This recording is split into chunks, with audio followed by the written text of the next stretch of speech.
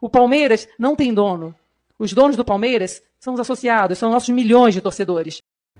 Salve, família vascaína! Eu trouxe a Leila Pereira aí rapidamente, né, dizendo que o Palmeiras não tem dono, que o Palmeiras é dos seus associados, dos seus milhões de torcedores. Ideia essa que o Jorge Salgado, antes de sentar na cadeira, tinha o mesmo pensamento. O interessante, família vascaína, ontem eu estava acompanhando uma entrevista do novo dono do Botafogo, né, o John Textor, falando que clubes como o Botafogo não deveriam ter dono. Interessante isso, né? Vamos trazer aqui, vamos falar um pouquinho de bola. Vasco cometendo os mesmos erros de 2021, fazendo um time bem limitado, um time para disputar a Série B. Se é que vocês me entendem, um time para disputar a Série B e não para subir. E aí, família vascaína, fica bem complicada a nossa situação, porque a gente viu o que aconteceu no ano de 2021. Roda a vinheta. E não há tempo que falte amor. Acompanhe o Vasco aonde ele for. Nasci pra te seguir. Então, bora pro vídeo, família vascaína. Vamos começar falando do nosso setor. Um setor que eu tenho certeza que te deu muita raiva, que foi o setor defensivo. Os zagueiros do Vasco, eu não gostaria nem de lembrar aqui para te irritar, mas me perdoe, como o Ricardo Graça, Leandro Castan, Hernando, meu Deus do céu. E aí você olha as contratações do Vasco e os nomes também cogitados, e aí você pensa, opa, peraí, vamos sofrer esse ano também. E é isso, família vascaína, exatamente isso. Ontem a gente informou aqui o nome do Oliveira, um jogador que eu não conheço, mas o presidente do Atlético Goianiense aí está disposto a negociar o jogador com o Vasco da Gama. E ontem também surgiu o nome de mais um zagueiro, que é o Jackson. Né? O Jackson que é rodado aí no futebol brasileiro, já teve passagem pelo Bahia, pelo Palmeiras, seu último clube agora foi o Fortaleza, e é um jogador, sinceramente, que não passa confiança nenhuma. É um jogador bem limitado, um zagueiro bem limitado. Então você vê, é o que a gente está falando aqui, o Vasco comete os mesmos erros de 2021. O Vasco tinha que sim fazer grandes investimentos, principalmente no sistema defensivo, porque o sistema defensivo do Vasco em 2021 era um time de várzea, toda bola parada era perigosa, o Vasco tomou uns 500 gols de bola parada, o Vasco tomava gols de falha, tanto que o Lisca comenta isso lá no canal do Duda Garbner, era falhas atrás de falhas do sistema defensivo, e me parece que a gestão não entende dessa forma e olha, contrata jogadores realmente limitados, porque é isso que passa. Anderson Conceição, primeiro grande clube da carreira. Olha o que a gestão do Vasco passa pro torcedor, um contrato do Luiz Cangá de 3 meses. Porra, peraí. Será que esse jogador vai entregar? Contrato de 3 meses. E aí agora tem o Oliveira e o Jackson aí cogitados no Vasco. Porra, irmão, é muito sofrimento. É o mesmo nível, até pior, dos zagueiros do ano passado. E aí eu queria até destacar uma situação com vocês, desses nomes que estão aí surgindo, né? O Oliveira, né? O Jackson. Será que não era uma boa oportunidade aí, já que tá nesse momento sem clube, ou sem clube não, perdão, deve estar voltando pro Madureira, né? Que é o nosso grande aí Marcelo Alves, né? Teve uma boa passagem aqui pelo Vasco, infelizmente o Pássaro, Marcelo Cabo não quiseram ficar com ele, mas já que o Vasco tá precisando de zagueiro, é um cara que novo, jovem, jogou muito bem pelo Vasco da Gama, é bom na bola aérea, e você tá aí chutando o nome pro alto, nome de zagueiro, por que não olhar aí pro Marcelo Alves? Acho que seria uma boa opção.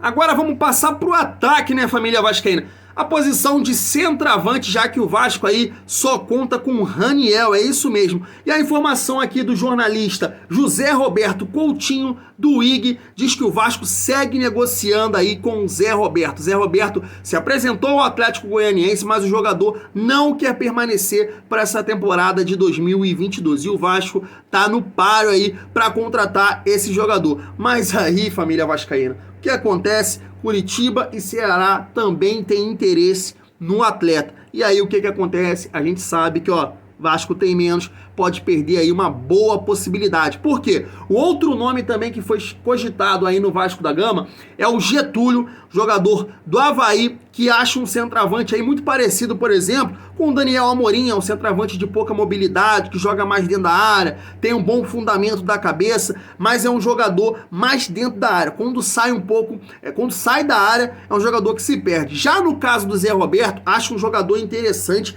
e acho sim uma aposta bacana pro Vasco da Gama, porque é um centroavante que não fica somente dentro da área, tem muita mobilidade, sai pro jogo, busca o jogo e é um jogador interessante, principalmente tendo esse centroavante assim de mais mobilidade pro Vasco da Gama, que mais uma vez pode cometer o erro aí na temporada de 2022 de não ter esse atacante do lado de campo de velocidade. Então é um jogador de mais movimentação, pode ser interessante. O Getúlio já é aquele jogador mais pesado, mais dentro da área, então não vejo assim com bons olhos. Mas o Zé Roberto é um jogador interessante, mas Curitiba e Ceará têm interesse no jogador, e aí a gente sabe que fica muito difícil quando tem leilão, a gente sempre sai perdendo. E aí, para confirmar aqui, o Vasco apresentou ontem, né, seu 9º reforço, que é o Everton, que na minha opinião vai vir para ser titular, e hoje também deve estar chegando aí para fazer exames médicos o Bruno Nazário. Quero ver o condicionamento do Bruno Nazário. O que eu lembro dele aí no Botafogo, jogava ali pelo lado de campo,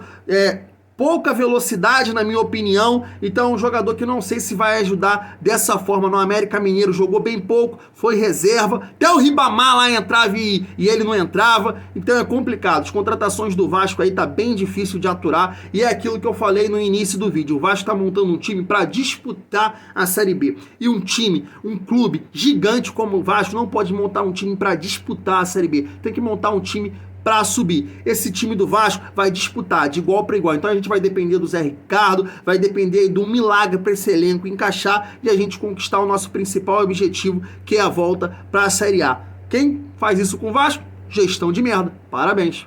E aí, família vascaína, quero trazer aqui um trecho, né, do novo dono do Botafogo aí, que ele fala dessa situação aí da compra do Botafogo. Ele não esperava comprar o Botafogo. A ideia dele no futebol brasileiro era comprar um clube de primeira divisão, mas com pouco torcedor. Exatamente isso. Pintou o Botafogo, ele foi pra dentro. Mas aí eu quero destacar aqui, vocês vão ver aqui, felizmente o vídeo tá legendado, mas ele coloca que ninguém deveria ser dono de clubes como o Botafogo. Então você imagina aí essa situação do Vasco, do Cruzeiro, e o que a gente tem que entender é que Botafogo e Cruzeiro não se comparam com o Vasco da Gama, porque a falta de dinheiro, as dívidas, tudo bem, os três têm, mas o Vasco tem saída. A saída do Vasco é o projeto Somamos. Mas vamos dar aqui voz aqui pro novo dono do Botafogo. Se liga só o que ele falou.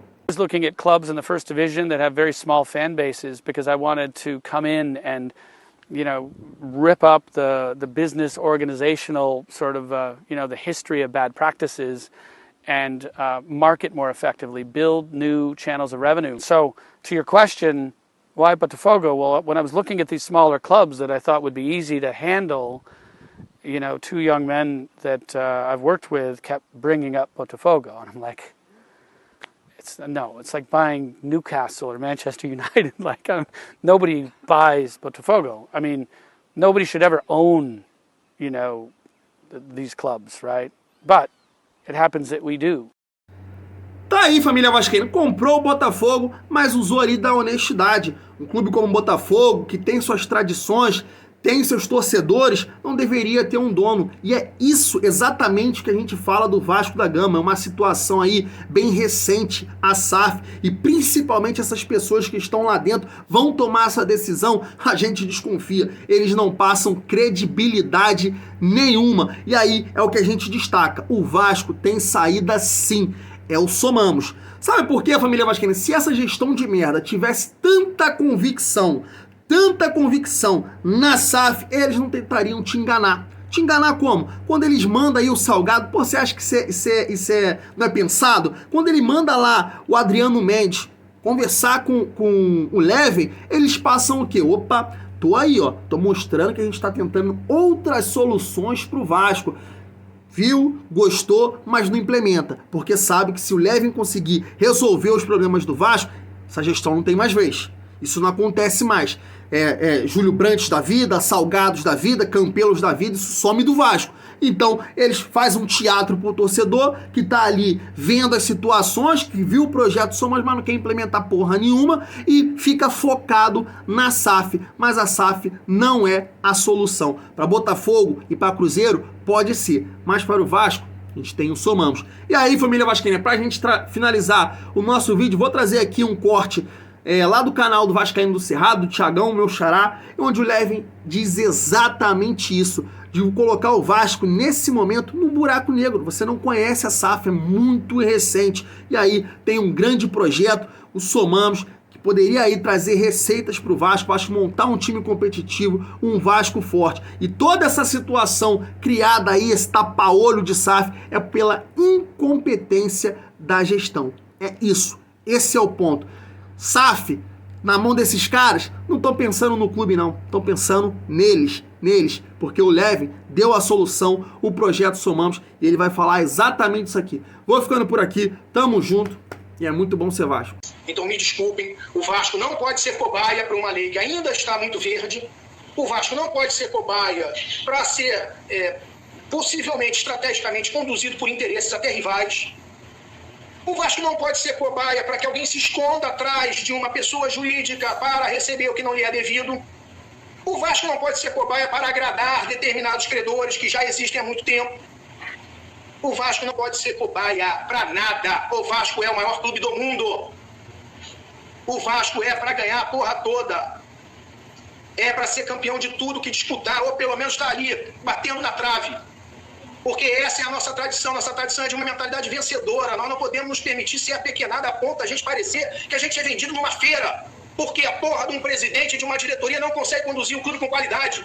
Não consegue realmente captar receita que seja do tamanho do Vasco. A gente precisa ter um clube do tamanho que nós somos, pensando quem nós somos e dizendo ao mercado quem somos e quanto valemos. A gente precisa ter uma identidade institucional que atrai as marcas em função dos nossos valores.